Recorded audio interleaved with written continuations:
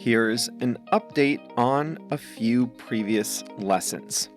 Hi there, everyone. I'm Jeff, and you are listening to Plain English, where JR and I help you upgrade your English with current events and trending topics. And twice a year, I like to go back and revisit previous lesson topics just to see if there's anything new.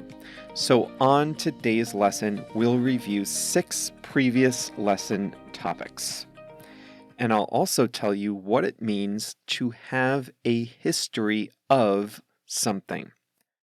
I mentioned JR before. He's the producer, and he has uploaded today's full lesson to plainenglish.com/473.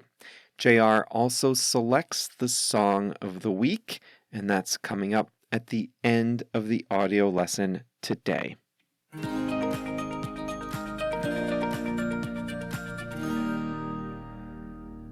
Zoom, Peloton, Shopify. You learned in lesson 297 that they were the pandemic winners in the business world. As COVID-19 pushed us all inside, and as we transformed the way we worked and played, some companies found themselves in exactly the right place at the right time. Zoom was so popular that it became a generic term for video meetings.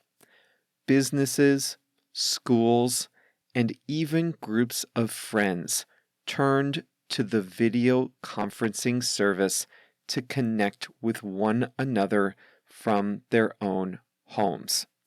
Peloton sold expensive exercise bikes with pricey monthly subscriptions of group classes on the video screen. Consumers canceled their gym memberships and worked up a sweat at home. And Shopify powered a lot of online stores, including for many retailers that scrambled to set up online portals for the first time.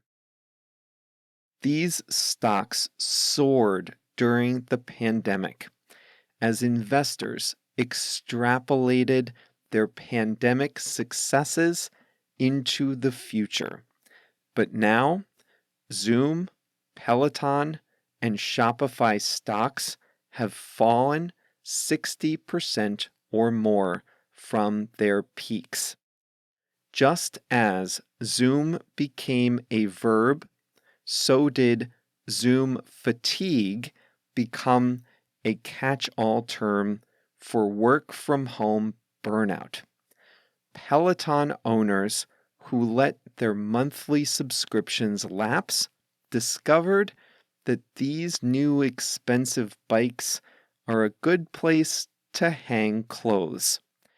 Not one, but 2 television characters died after using a Peloton. And small stores welcomed shoppers back in person, since online shopping isn't as satisfying as browsing the racks at a brick-and-mortar location. Not to fear, these companies and many other pandemic winners still come out ahead.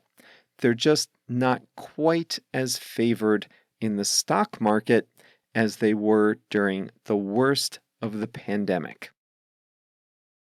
Next up, Novak Djokovic is playing in the French Open. By the time you hear this, you might know how he did. He's lucky to be playing at all. France only recently lifted its requirement that anyone entering public spaces be vaccinated. You'll remember from lesson 438 that Djokovic is not vaccinated. He was unable to play in the Australian Open and 2 major tournaments in the US. He played in tournaments in Dubai and Monte Carlo, but he was knocked out of both early. The Serbian tennis star said he underestimated the mental toll of his deportation from Australia. He needed some time to get over the ordeal and get back into playing shape. Now, however, he says he's back in shape and ready to return to Roland Garros, where he won the 2021 French Open. He and Rafael Federer both have 20 all-time Grand Slam tennis titles. Only Rafael Nadal has more. Nadal won his 21st title in Australia this year. That was the tournament that Djokovic couldn't play in. Do you remember non-fungible tokens? That's the way to pay for, that's the way to own a digital thing. Usually just an image or something even less real than that. It doesn't make any more sense now than it did in April 2021 when we talked about it in lesson 352.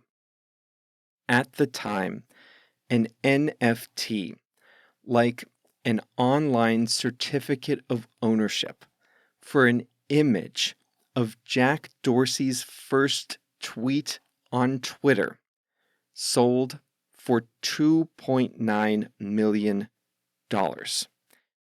In other words, an online record that someone officially owned a tweet, literally just a picture of the first tweet, a picture that can be copied and shared for free. Someone nonetheless paid $2.9 million for the official ownership of this image. Well, that person was ready to cash in on his investment, and he offered it up at auction, hoping to make a profit on his new economy investment. The highest bid at auction was $14,000, a 99.5% drop in value. The owner didn't sell it. Now, this would normally be a good time to admit a mistake. Not to be deterred, the investor said, "I will never regret buying it." Sure. You know how investing is, right? You see 99.5% declines in value happen all the time. Long live NFTs, I guess. Well, just about 1 year ago, a condominium building in the suburbs of Miami collapsed without warning. You heard about that in lesson 382. 98 people were killed in the rubble. And just recently, a big settlement was announced. Insurance companies, the building's developer, and others will pay a total of $1 billion to the family members of the victims and to the owners of the destroyed units. A lawyer for the victims said that money can't replace the loss of life, but that the plaintiffs were satisfied with the settlement and the compensation. Investigators have still not been able to determine what caused the building to collapse. Well, Spain's former king, Juan Carlos, abdicated the throne and fled his country after allegations into money laundering and illegal commissions sullied his reputation. Prosecutors in Spain concluded all three investigations against him, and they have decided not to pursue charges. When Lesson 289 came out, the former king had disappeared, and nobody knew for sure where he was. It turns out he was in Abu Dhabi, where he recently announced he will be staying. Although the former king may return to Spain from time to time, he said he has established a permanent and stable life in the United Arab Emirates. And finally, back in lesson 118, we talked about Havana Syndrome. That's the name given to a mysterious set of symptoms that afflicted American diplomats and intelligence officers abroad. They were getting debilitating headaches. They were hearing strange noises, losing their balance, and losing their ability to concentrate, all while serving in Havana, Cuba. Well, a panel of scientific experts working for the government concluded that some of these cases were likely caused by pulsed electromagnetic energy. In other words, the report concludes that someone was using a device to pump microwaves directly at American diplomats in their homes in Cuba. That, the panel believes, is what caused their bizarre symptoms. The report didn't comment on who was responsible, but Russia has a history of investigating this type of weapon.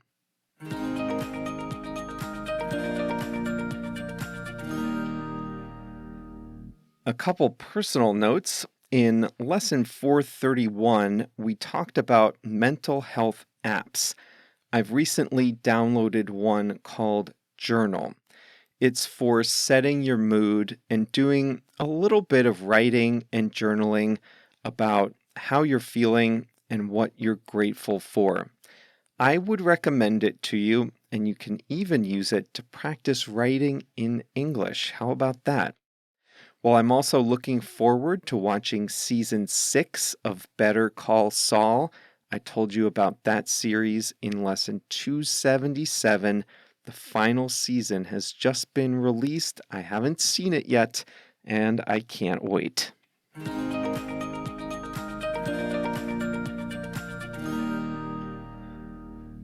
Today's English expression is to have a history of something. Now, this simply means that someone has done something before. Often, it means someone has a pattern of doing something. And often, not always, but often, that thing isn't good.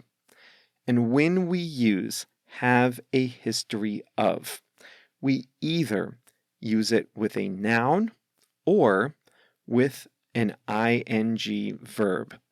So let's start with the ing verb.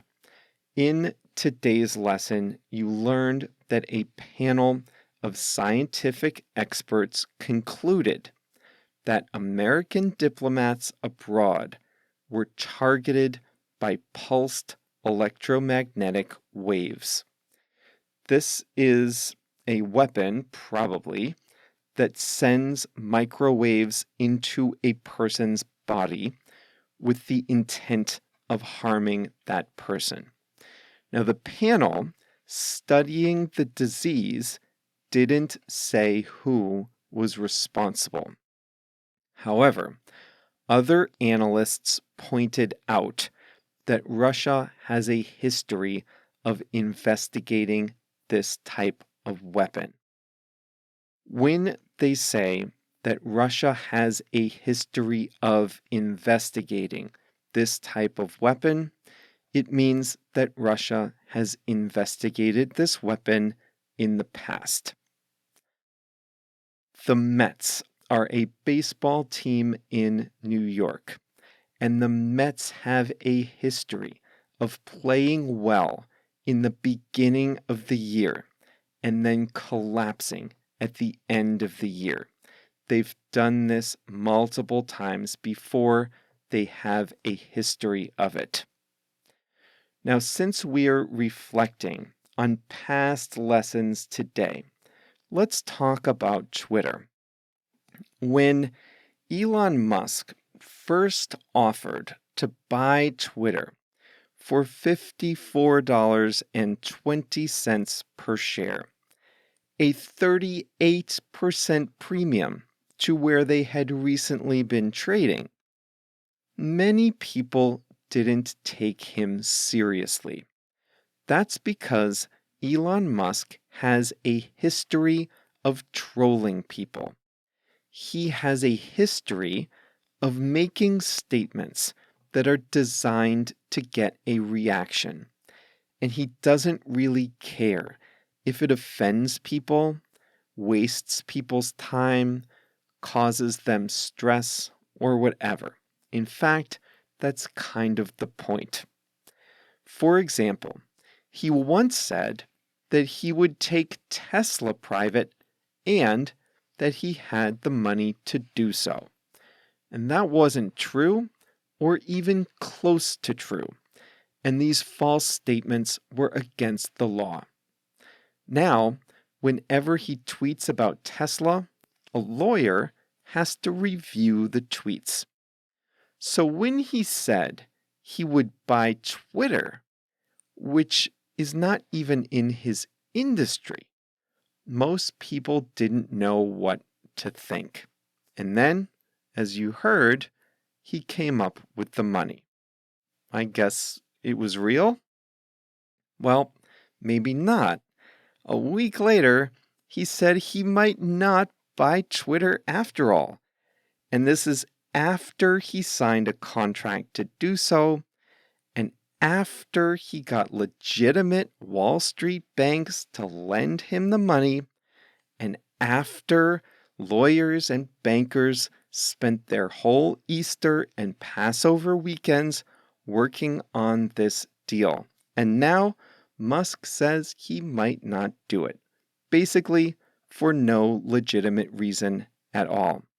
And this, too, is not surprising. He has a history of breaking rules and a history of wasting people's time. So Elon Musk, though, we must admit, also has a history of exceeding expectations. He started an electric car company from scratch. And he started a private spaceflight company that did send tourists into space.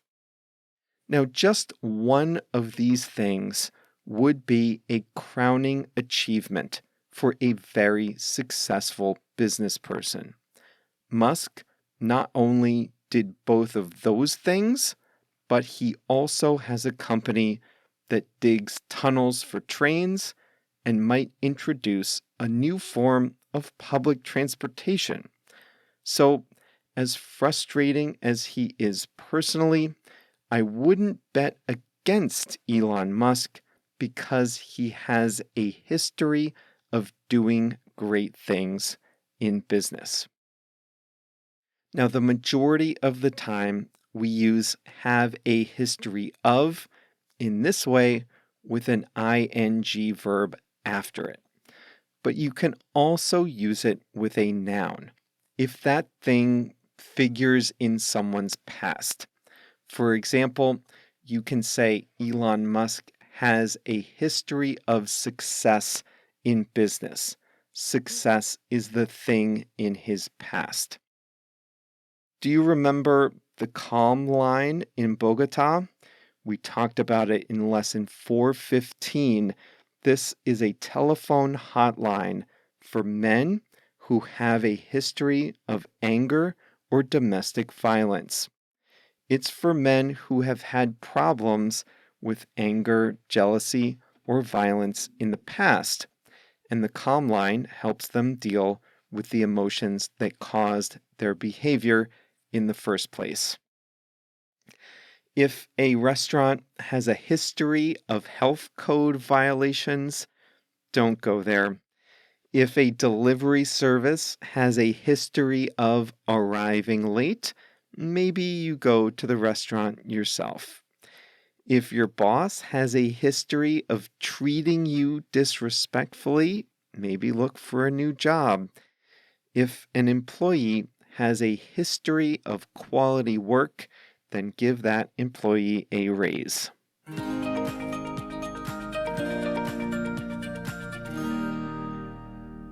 Speaking of someone who deserves a raise, JR has a history of selecting just the right song of the week, and boy, did he do so again this week. I'm recording this in mid-May, a little early because of my vacation, and it's really, really hot in Chicago. 90 degrees Fahrenheit is 32 degrees Celsius. And that's unusual for us in May. It gets that hot in July and August, but usually not May. Anyway, JR's song this week is T-Shirt Weather by the Locksmiths. The sunshine's making me dizzy, they sing. Then, it's the first hint of sunshine for a week or so, I'd say. And that's exactly what it feels like for me. I like the warm weather, having my windows open, sitting on my porch, and I just love the first time it feels nice and warm.